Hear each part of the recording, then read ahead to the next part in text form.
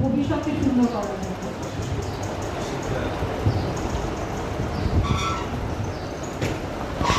ধন্যবাদ। আমার পাশে যিনি থাকবে তার ঘর ঘুমাচ্ছে আমাদের উন্নত থাকে আমাদের মোকাবেলা করতে হবে।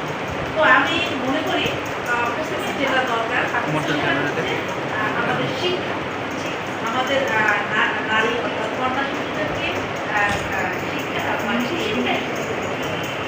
এবং আমাদের যে বৈষম্যতা হচ্ছে পরিবার থেকে এবং পরিবার সমাজ বিজ্ঞান বিভিন্নভাবে আমাদেরকে বিভিন্নভাবে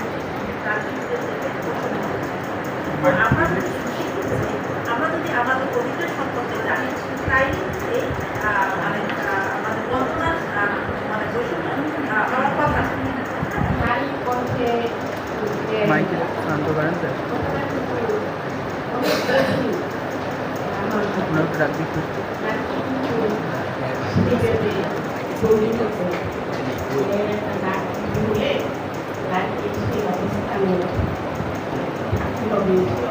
যদি থাকতে হয় তাহলে তাকে সেভাবে তৈরি হতে হবে।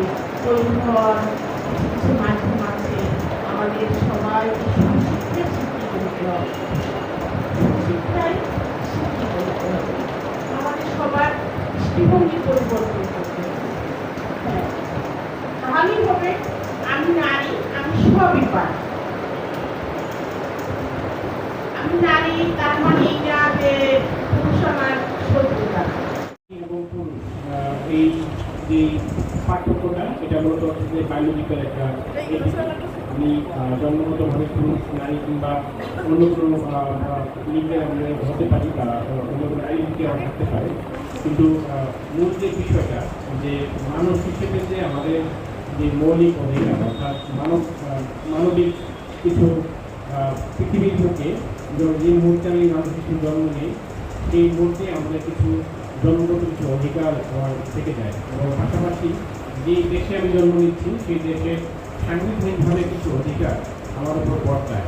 সেই অধিকারগুলো আমি সেই দেশের নাগরিক হিসেবে এবং বিশ্বের নাগরিক হিসেবে আমি আইনগতভাবে এবং নৈতিকভাবে হচ্ছে আমি ভোগ করার অধিকার রাখি।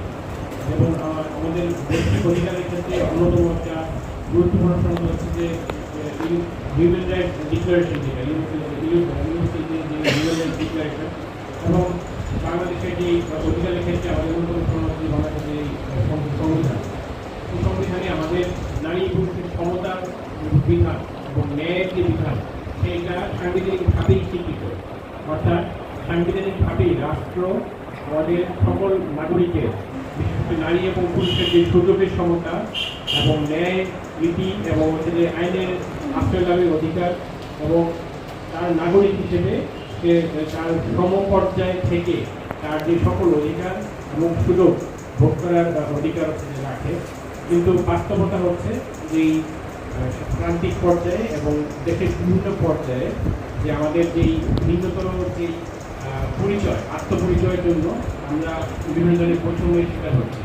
এই বৈষম্যের দুটি দিক আছে, একটি হচ্ছে আমাদের এই রাষ্ট্রীয়ভাবে আমরা কিছু বৈষম্যের শিকার হচ্ছি এবং বৈশ্বিকভাবেও নারী পরিচয়ের কারণে বিভিন্নভাবে নারীরা বৈষম্যের শিকার হচ্ছে।